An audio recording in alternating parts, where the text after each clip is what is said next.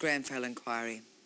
Tony Blair weighed into the Brexit debate again today, this time to lambast Jeremy Corbyn, opining that the Labour Party will pay a heavy price for the leadership's closet Euroscepticism.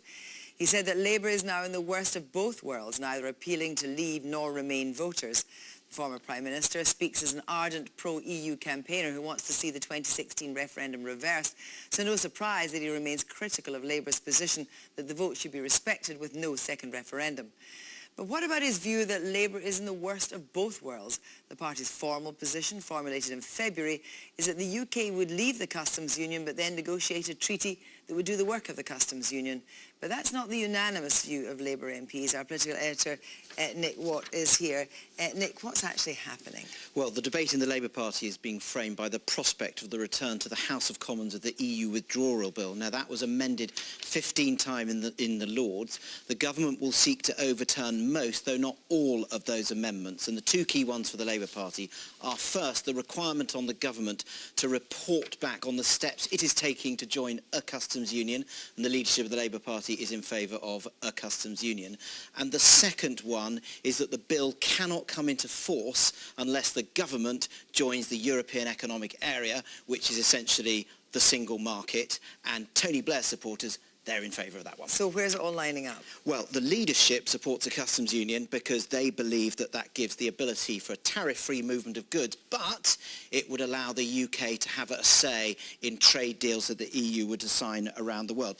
The leadership is opposed to the European Economic Area membership. They say that that would lead to free movement. It would mean that the UK would be subject to the rules of the single market, so the UK would be a rule taker, not a rule maker. And interestingly, there are opponents of Jeremy Corbyn, people like Kevin Jones and John Mann, who agree with him on this. They say it would be a death sentence for Labour to go along with that. But there are trade unionists and some fans of Jeremy Corbyn in the shadow cabinet who are saying that Labour should support membership of the EEA. That's the best way of preserving jobs.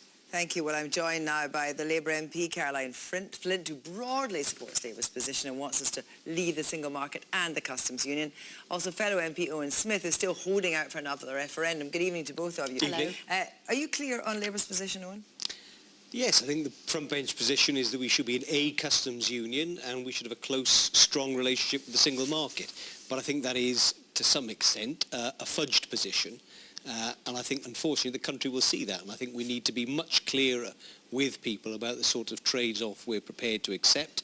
And in my view, if we're to retain a strong manufacturing base, if we are to make sure that we don't have a hard border in Ireland and preserve peace and prosperity, and if we're to remain, I think, a leading nation in the world, then we need to stay in the customs union and the single market. Stay in the single market, meaning free movement? I think if you stay in the single market on the current rules, yes. If we stayed, for example, went into the EEA... Well, you're never going to get free movement past Jeremy Corbyn. If you went into the EEA, then Articles 112 and 113 of the EEA Treaty say that you can have a safeguard mechanism that allows you to stop free movement. However... You're laughing, Caroline Flint. You're laughing, Caroline Flint. You believe this is pie in the sky. Look, if we're leaving the European Union, then we cannot be in the single market nor in the customs union as it currently stands. And don't forget Norway, that is part of the widened EEA area, which was widened to suit Norway, Liechtenstein and Iceland. They are not in the customs union whilst they're in the single market. And the truth, they accept it. Yeah, and they accept the freedom of movement thing. But the truth is, this negotiation is going to have to come up with a deal that is bespoke for the UK. I've no doubt of that. But let's be clear. No, what we're talking about with the withdrawal bill and these two amendments. Now, the leadership is saying, they vote for a customs union. But you don't want a customs union. No, I actually think if we can negotiate... a different customs union. A customs relationship, then I think that's something to think about, because that's part of what works with other countries too. What sectors would you want to have this relationship to exist for? I mean, let me give you an example. Yes. If you think about the car industry and a sector like that, that if you like brokers, parts of cars that travel across Europe to different areas, that might be an area it should be where we can come to an arrangement on. And the truth is, there are companies in other parts of the European Union right now who are lobbying in their countries to say, look, the UK is important to us, you've got to get a deal. And we'll go to the wire on this, but there will be a deal. But you cannot have a situation where we I think are disrespectful to the vote of the referendum, which is to say, basically, we want everything that we've got now, which means we're not leaving, and therefore people should be honest about that. They don't want us to leave, and that's why they're saying we have to be in the single market and in the customs. Well, let's look at the European Economic Area, which you support. The leadership is against voting for that amendment. Will you be voting for the European Economic Area? Yes. So you'll be defying the leadership, defying the whip? Yes. And what do you think will happen to you after that? I suspect very little. I've already been sacked from the shadow cabinet, and I would have thought there'd be quite a few people who'd be prepared to vote as I vote. But let's not get hung up on the EEA. I think the key thing that we've got to be honest with people about is if we want to have frictionless trade and protect jobs, we've got to stay in the single market or very close to it, and the customs union. But you talk about reflecting what people want. The truth of the matter is that Labour voted for Brexit. You are actually defying... No, you didn't. But the majority of people in Wales did. You are against the popular vote in Wales. Well, people did. 54% of people in my constituency voted to remain.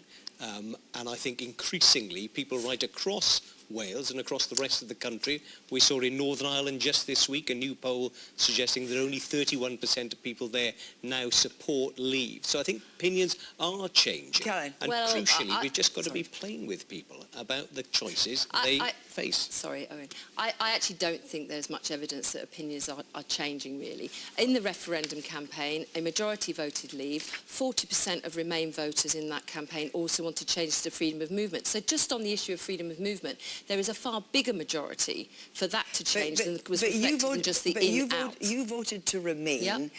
But you vote in your constituency. Yeah. It was a leave vote. Yeah, but they didn't. But it wasn't clear what kind of leave. You seem to be going whole hog. No. I think that's wrong, Kirsty. I can remember as a Remain campaigner saying to people, we wouldn't be able to be in the single market, we wouldn't be able to be in the customs union, and also on the lines from the Remain campaign was to emphasise that we didn't want to be like Norway, and that's what I said. And that's what other Remain campaigners said. A situation with Labour, this coalition of the people in the north have voted to leave, the people in the south have voted to remain, and Labour's somehow going to try and knit them together. That's an impossibility, isn't it? Tony Blair's right about that. I suspect it is, which is why the only real answer, the only way we solve this is we put it back to the people in a people's vote in order to ratify the deal when we know what the real deal looks like. Tony Blair, you were a Blairite, but should Tony Blair butt out now? I think Tony Blair is wrong on this. The people do not want a second referendum. I think we're going to have to try and get the best deal we can, and also think about the sort of policies that we should have been thinking about for many years to increase skills and increase our productivity. Thank you both very much indeed. Thank you. We've all done it. You dig out the best china and find the cups